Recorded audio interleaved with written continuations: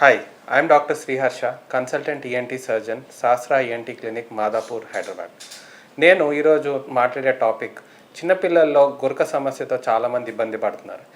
ఈ మధ్య తరచుగా నా ఓపీలో చాలామంది పేరెంట్స్ వాళ్ళ చిన్నపిల్లలు డాక్టర్ గారు చాలా గురకతో బాధపడుతున్నారు, నోరు తెరిచి గాలి పీలుస్తున్నాడు, రాత్రంతా సరిగ్గా పడుకోవట్లేదు, ఇట్లాంటి సమస్యలు కామన్గా చూస్తున్నాం.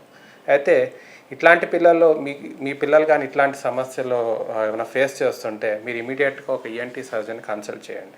సో మేము ఫస్ట్ పిల్లలు వచ్చినప్పుడు ముక్కు లోపల ఎండోస్కోప్ అనే ఒక పరికరంతో లోపల ముక్కు పరీక్షించి లోపల ఏమైతే ఇబ్బందులు ఉన్నాయో అనేది మనం బేసిక్గా ఐడెంటిఫై చేయొచ్చు.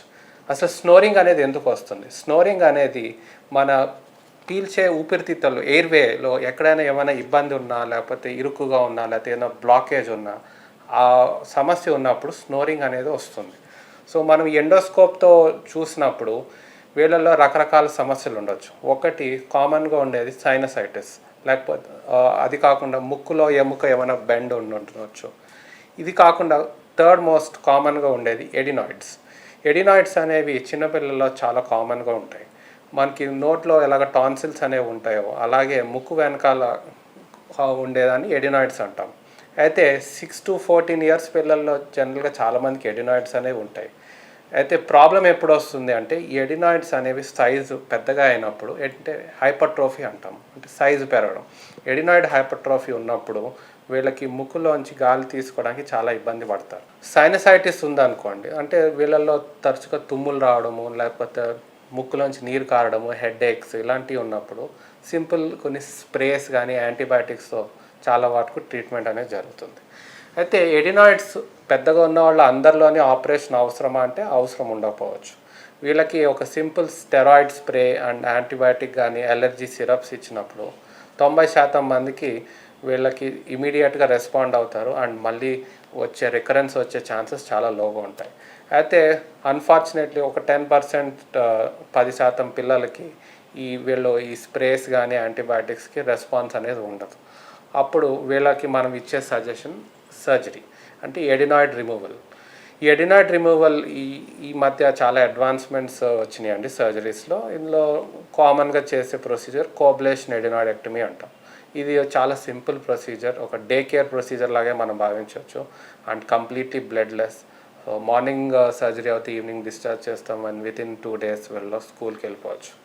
ఈ సర్జరీ జనరల్గా చాలా సేఫ్, ఇందులో కాంప్లికేషన్స్ ఏమి ఉండవు and very effective also.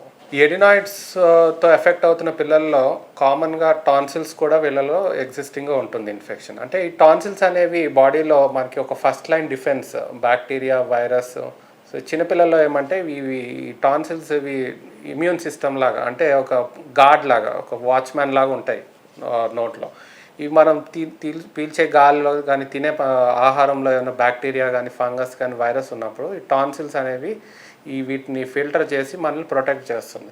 So ఇవి యూజువల్గా ఇన్ఫెక్షన్స్కి టాన్సిల్స్ అనేవి చాలా వల్నరబుల్గా ఉంటాయి. ఈ టాన్సిల్స్ ఎప్పుడైనా ఇన్ఫెక్ట్ అయినప్పుడు వీళ్ళ పిల్లల్లో చాలామంది థ్రోట్ పెయిన్, తర్వాత ఫీవర్, కాఫ్, వామిటింగ్స్, తర్వాత బాడీ వీక్నెస్, ఈ ఇబ్బందులతో బాధపడుతూ ఉంటారు. అయితే ఈ టాన్సిల్స్ ఇన్ఫెక్షన్ వచ్చిన ప్రతిసారి సర్జరీ చేయాలి అంటే అవసరం ఉండదు.